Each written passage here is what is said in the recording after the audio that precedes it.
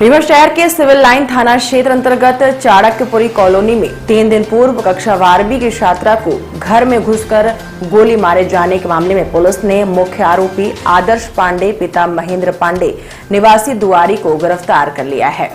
Police ने आरोपी के कब्जे से वारदात में प्रयुक्त हथियार भी बरामद कर लिया है। अब पुलिस इस पूरे मामले में हत्या के प्रयास का मामला दर्ज कर आगे की जाँच कर रही है। इस पूरे घटना का खुलासा करते हुए एसपी अनिल सोनकर ने जानकारी देते हुए बताया कि 3 दिन पूर्व सिविल लाइन थाना क्षेत्र अंतर्गत चाणक्यपुरी कॉलोनी निवासी कक्षा 12वीं की छात्रा वंशिका सिंह को उसके ही पुराने परिचित युवक आदर्श पांडे ने घर में घुसकर गोली मार दी थी। वारदात को अंजाम देने के बाद आरोपी फरार हो गया था, जिसकी लगातार पुलिस तलाश कर रही थी। बताया गया कि बीती देर रात पुलिस ने आरोपी आदर्श पांडे को गुना से गिरफ्तार कर लिया है, जिसके कब्जे से वारदात में प्रयुक्त हथियार भी बरामद कर लिया गया है। इस पूरी घटना की वजह क्या है, पुलिस इसकी भी जांच कर रही है। थाना सिविल लाइन के प्रभारी कमलेश साहू जी के पास एक सूचना आई कि SGMS में एक युवती जिसको किसी व्यक्ति ने युवक ने गोली मार दी है और उस गोली गर्दन में लगी हुई है। ये सूचना पर जो है TI साहब मौके पर पहुँचे वहाँ और जब पता किया तो ये मालूम हुआ कि जो युवक है वो आदर्श पांडे हैं और चाणक्यपुरी नगरी में चाणक्यपुरी कॉलोनी में रहते हैं और इनके ठीक करीब में ही उनका घर है आरोपी का। और आरोपी और जो युवती का परिवार है वो पूर्व परिचित हैं और उनके आपसी बड़े घनिष्ठ संबंध हैं। इनकी किसी आपसी बात को लेकर के और इसी विवाद को लेकर के उसने जो है उनके दरवाजे खुलवाया और लड़की जब युवती ने दरवाज़ा खोला तो उसको गन शॉट फायर से एक चोट पहुंचाई जिसके गले में लगी। ये सूचना उन्होंने पुलिस को नहीं दी थी। काफ़ी समय बाद जो है अस्पताल पहुंचने के बाद सूचना मिली थी, तब तक आरोपी घटना कारित करके वहां से भाग चुका था। ये चीज़ माननीय IGP साहब और DG साहब रीवा क्षेत्र को बतलाई गई।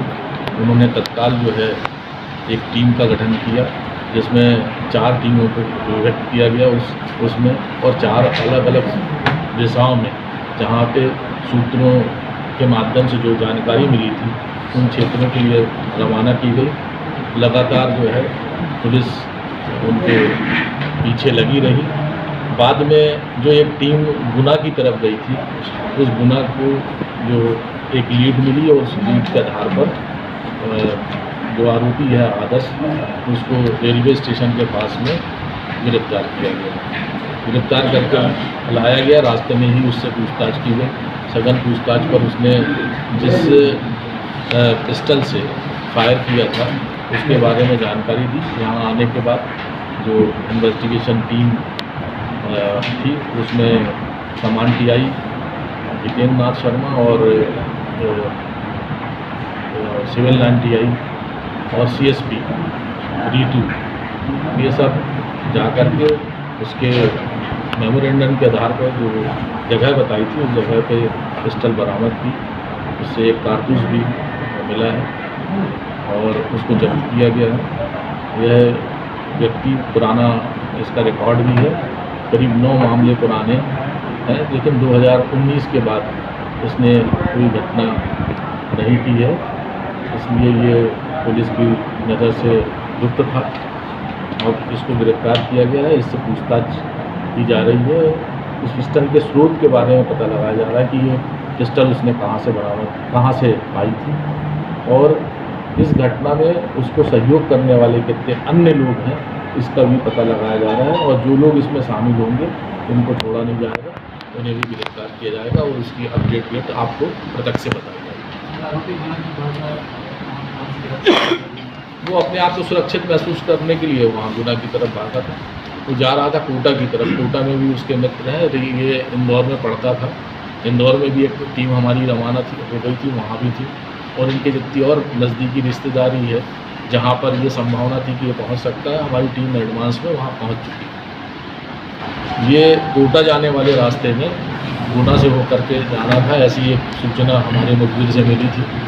उस आधार पर एक टीम जो है पुनः रवाना थी और पुनः जो है हमारे मुखबिर की सूचना पर सही पाई गई और हमारी टीम ने उसको दर्जा पहुँचाया। सर नाम वाले दिन एक युवती का नाम सामने आ रहा था जो स्कूटी लेके, वो एक इन्वेस्टिगेशन का विषय है, इसमें हम इन्वेस्टिगेशन करेंगे जो लोग संलग्न होंगे उसमें, सर, जिनका उसमें- अपराध में हिस्सा होगा उसके लिए।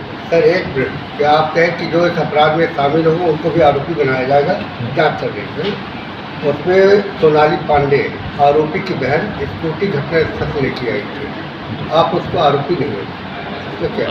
एक वहीं पे एक उदाहरण दे रहे हैं आपको मनगांव नहीं, में- उदाहरण की बात नहीं, आपने प्रश्न कर लिया और जवाब सुनिए उसका।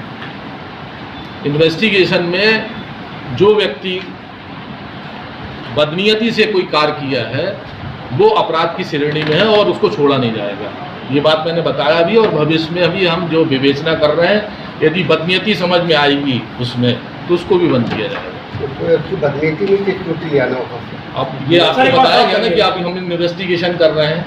इन्वेस्टिगेशन में हमारे पास जो एविडेंस आएगा, यदि उसने घटना में शामिल होकर के सहयोग किया होगा तो अपराध की श्रेणी में है। फिर सर हम रीवा में अपराध कई बार गोलीबारी घटना सामने आई है, पुलिस क्या वहां तक पहुंच पाई जहां से ये अवैध हथियार आ रहे हैं? ये उसी क्रम में एक काम है। ये हमने अभी बहुत सी चीज़ें कलेक्ट की हैं और इसीलिए मैंने आपको पहले बताया है कि हम स्रोत का पता लगा रहे हैं कि ये स्रोत कहाँ से है, ये लोगों को कहाँ से मिलता है और ये कौन बेच रहा है या ये कहाँ से लेके आते हैं, उन तक हम जाएंगे, उनको भी hit हमारा सवाल एडिशनल साहब से है। मैं सवाल मेरा ये है कि जो पिस्टल घटना में प्रयुक्त की गई, क्या वो लाइसेंसी थी? वो अवैध पिस्टल है, इसीलिए 25-27 आर्म्स एक्ट उसमें लगा हुआ है। तो मेरा ये एक सवाल और है, पूरक सवाल है कि ये जो घटनाएं हो रही है रीवा में, वो जो शस्त्र प्रयुक्त हो रहे हैं वो अधिकांश अवैध शस्त्रों का ही प्रयोग हो रहा है। तो क्या आप कोई ऐसा प्रयास करने जा रहे हैं कि ये कहाँ, इसका मूल स्रोत कहाँ है, कहाँ शस्त्र बन रहे हैं?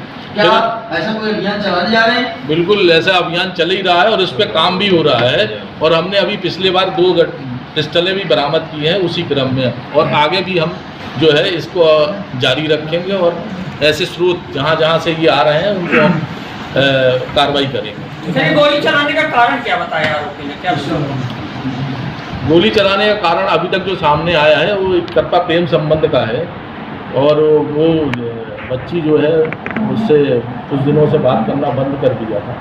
पिस्टल क्या बरामद कर लिया आपने? आपका अच्छा प्रश्न नहीं है, ये आप देख रहे हैं पिस्टल सामने रखी नहीं, हुई है। मैं ये लोग खड़े हुए हैं ताकि आप किनारे खड़े तो हमारी आपकी समय वस्तुओं को देख